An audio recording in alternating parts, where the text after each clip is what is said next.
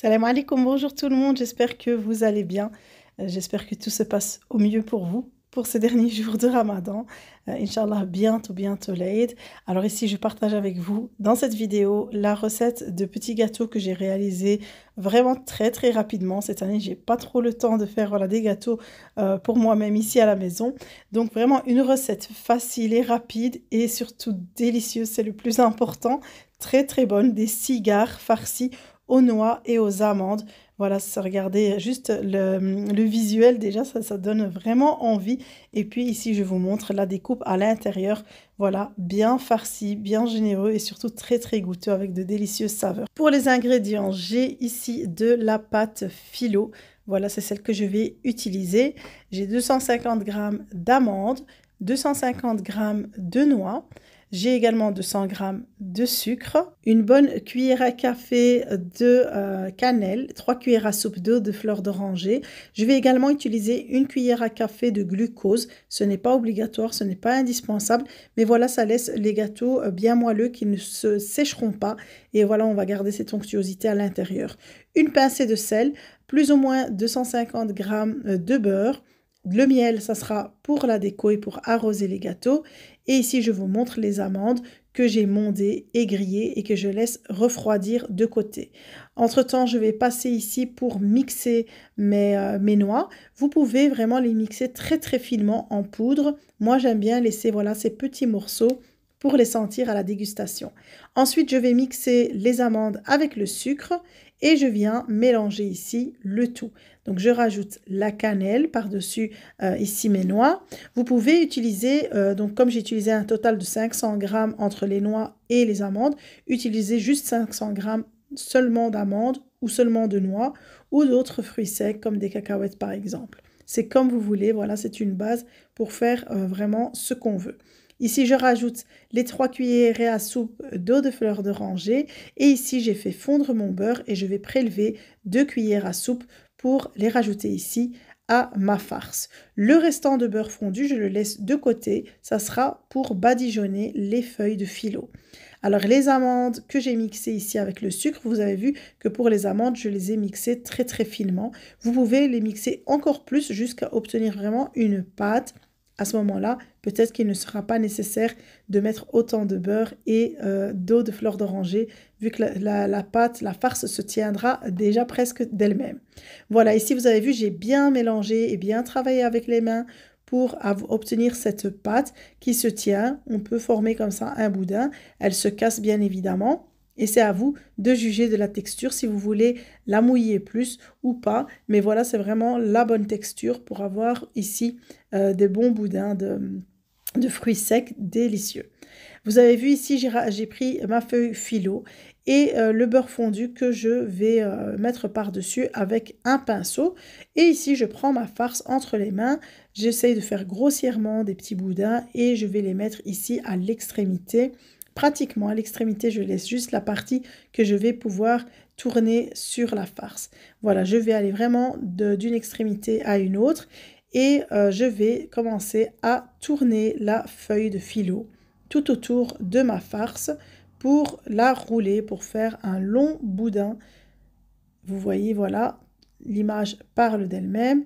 Je vais tourner délicatement dans un premier temps en essayant d'appuyer un peu juste pour donner cette forme bien ronde. Et voilà, je vais rouler sur mon plan de travail. Ensuite, je vais prendre un plat à gratin ou n'importe quel plat qui rentre au four et je vais le badigeonner d'un petit peu de beurre sur le fond. Et vous voyez ici, je dispose mon petit boudin par-dessus. Alors, j'aurais pu prendre un plus grand plat et le disposer directement tel quel, sans le plier. Mais voilà, moi, je l'ai fait exprès de prendre un petit plat et j'ai voulu vraiment plier. Quand je fais ces gâteaux, j'aime bien avoir ces petits plis par-dessus. Donc, j'essaye vraiment de les plier tout doucement, évidemment, sans casser le gâteau. Et voilà, on obtient des petits plis comme ça par-dessus. Je trouve que ça donne un petit charme en plus à ces gâteaux-là. Voilà, je vais continuer ici jusqu'à épuisement de ma farce. Donc toujours bien badigeonner de beurre, c'est important. Et voilà, une fois que je l'ai bien roulé, je viens le mettre sur mon plat et je vais vraiment l'écraser tout doucement pour avoir ces plis. Vous pouvez le faire comme ici je le fais directement sur le plan de travail, c'est plus facile et ensuite on dispose sur le plat. Voilà, je badigeonne une dernière fois avec un peu de beurre. Entre-temps, mon four est préchauffé à 180 degrés et avant d'enfourner, je viens couper à l'aide d'un couteau. Donc je coupe d'abord au milieu pour vraiment avoir le centre et ensuite vous pouvez couper les deux parties soit en 3, soit en 2, ça dépend de la taille des gâteaux désirés. Voilà, moi je les ai voulus assez grands, vraiment de grands cigares. J'ai coupé juste chaque partie en 2 de nouveau. Et voilà, maintenant je peux enfin enfourner mes gâteaux. Franchement, c'est très rapide, c'est facile à faire et c'est très très bon. Et voilà, on a des gâteaux vraiment très goûteux avec de bons fruits secs à l'intérieur. Alors pour la cuisson, ça m'a pris plus ou moins 30 minutes. Ça dépendra vraiment d'un four à l'autre. Dès que vous avez cette belle couleur dorée comme ici, vous les sortez. Voilà, ça c'est directement à la sortie du four. Ils sont encore très très chauds et à ce moment-là, on verse dessus directement le miel. Alors le miel, je ne l'ai pas chauffé, je l'ai utilisé froid directement et voilà, les gâteaux sont encore vraiment super chauds. Ça va fondre très très vite et une fois que je les ai bien mouillés, que j'ai jugé qu'ils sont bien mouillés de tous les côtés et que le miel a bien touché tous les côtés de mon gâteau, je vais pouvoir remettre mon plat dans le four qui est encore chaud, voilà, pour laisser jusqu'à refroidissement complet. Avant de replacer au four, vous pouvez décorer vos rouleaux, vos cigares, si vous le voulez, comme vous voulez, vous pouvez les laisser tels quels. Alors moi, j'ai voulu mettre des amandes effilées, et j'avais un petit peu, on va dire, la flemme de les griller. Donc, je les ai disposés directement tels quels, comme ça, sur le gâteau. Et je les ai remis au four, qui était encore vraiment très chaud. Voilà, ça leur a donné cette petite couleur dorée. Ce n'était pas nécessaire de les dorer plus que ça. Voilà, ça donne une petite déco en plus. Et voilà, j'arrive à la fin de cette vidéo. En tout cas, j'espère qu'elle vous a plu et que l'idée de cette recette de ces gâteaux faciles à réaliser vous a plu. N'hésitez pas à tester et à me laisser vos commentaires.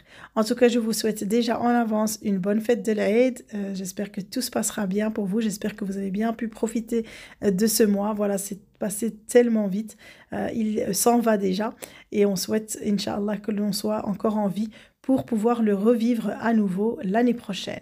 Ici, je vous montre juste en image que vous pouvez les disposer comme ça dans des petites caissettes ou vous pouvez les disposer directement tels quels dans un plat de présentation. Évidemment, on attend que les gâteaux soient bien froids pour pouvoir les disposer comme ça dans le plat de présentation. Avant de quitter la vidéo, n'oubliez pas de la liker et de me laisser un joli petit mot comme d'habitude. Merci beaucoup pour tous ceux qui prennent le temps de m'écrire comme ça des petits commentaires. Ça me touche énormément. Je vous dis prenez soin de vous et on se retrouve dans une prochaine vidéo.